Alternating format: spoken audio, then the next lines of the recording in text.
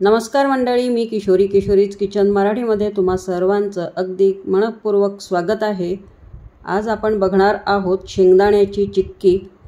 तर एकदम परफेक्ट अशी आणि खुसखुशीत अशी ही चिक्की तयार झालेली आहे। आणि एवढी खुसखुशीत चिक्की कशी तयार करायची आहे तर आज आपण बघूयात। तर खूप मस्त अशी ही चिक्की तयार होते। तुम्ही उपवासासाठी खा किंवा अशीही खाऊ शकता। आणि ही चिक्की तयार करण्यासाठी मी इथे गुळाचा वापर केलेला आहे। तर गुळ घातल्यामुळे गुळामध्ये भरपूर प्रमाणात कॅल्शियम असते, शेंगदाणे आहेत तर प्रोटीन भरपूर आहे। तर अशी ही खूप आरोग्यवर्धक हेल्दी अशी ही शेंगदाणा चिक्की तयार करणार आहोत आज आपण। तर त्यासाठी मी इथे 1 कप चिरून घेतलेला गूळ घेतलेला आहे आणि 1 कप शेंगदाणे घेतलेले आहेत। तर शेंगदाणे जे आहेत ते भाजून घेतले आणि सोलून घेतले आहेत। त्यामधलं साल जे आहे शेंगदाण्यांचं ते पूर्णपणे काढून घेतलेलं आहे।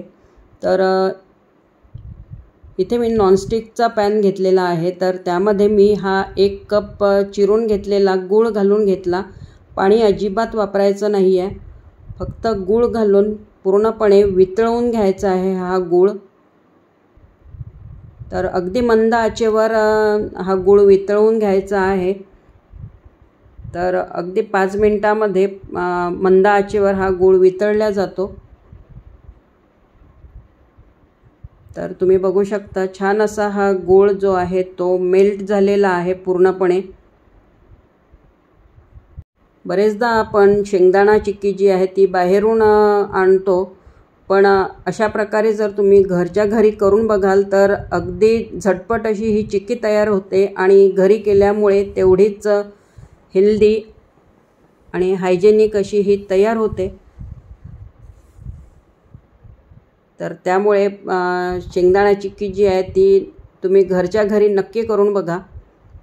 तर हा गूळ जो आहे तो मी असा 5 मिनिटं मंद आचेवर छानपैकी शिजू दिलेला आहे। आता गूळ जो आहे चिक्कीसाठी तयार झालेला आहे की नाही हे बघण्यासाठी आपण इथे वाटीमध्ये मी थंड पाणी घेतलेलं होतं। तर त्यामध्ये मी थोडं गुळाचं जे मिश्रण आहे ते टाकून बघितलं, तर जी गोळी तयार झालेली आहे गुळाची, तर आपलं हे जे गुळाचं मिश्रण आहे ते तयार झालेलं आहे। त्यामध्ये मी आता 1 चम्मच तूप घातलेला आहे। तर तूप घातल्यामुळे शेंगदाणा चिक्की जी आहे ती खुसखुशीत अशी तयार होते। तर गूळ घातल्यानंतर सुद्धा छानपैकी हे गुळाचं मिश्रण परतून घ्यायचं आहे। त्यानंतर ह्यामध्ये मी हे शेंगदाणे जे आहेत ते घालून घेतलेले आहेत आणि पूर्ण मिश्रण जे आहे ते छान मिक्स करून घ्यायचं आहे। म्हणजे संपूर्ण शेंगदाण्यांना हे गुळाचं जे मिश्रण आहे ते छानपैकी कोट होते।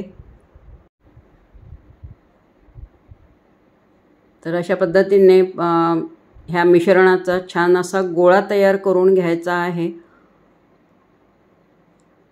म्हणजे जर संपूर्ण गोळा तयार झाला तर आपलं चिक्कीसाठीचं जे मिश्रण आहे ते तयार झालं असं समजायचं।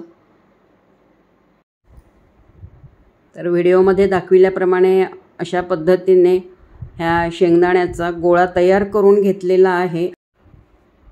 इथे मी हा युनिरॅपचा पेपर घेतलेला आहे। तर हा पेपर जो आहे तो नॉनस्टिकी असतो आणि इको फ्रेंडली आहे। तर ह्यामध्ये मी हे मिश्रण जे आहे ते काढून घेतलं आणि थोडं थंड करून घ्यायचं आहे। त्यानंतर लाटण्याने छानपैकी लाटून घ्यायचं आहे। लाटण्याला तूप लावून घ्यायचं आहे, म्हणजे लाटण्याला हे मिश्रण जे आहे ते चिपकणार नाही। तर अशा पद्धतीने मी हे मिश्रण जे आहे ते थोडं थंड करून घेत आहे, कारण खूप जास्त गरम आहे त्यामुळे लाटतासुद्धा येणार नाही आहे।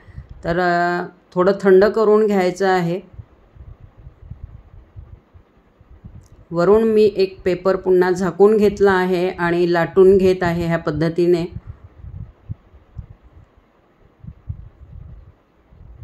यावर मी थोडं पिस्ता कट करून घातलेला आहे, त्यामुळे दिसायला पण खूप छान अशी ही चिकी दिसते आणि थोडं कोमट असतानाच ह्यावर मी चाकूनी अशा प्रकारचे कट मारून घेत आहे, कारण खूप थंड झाली की ह्या चिकीवर आपल्याला कट मारता येणार नाही, कापून घेता येणार नाही आणि वेडेवाकडे असे तुकडे तयार होतील.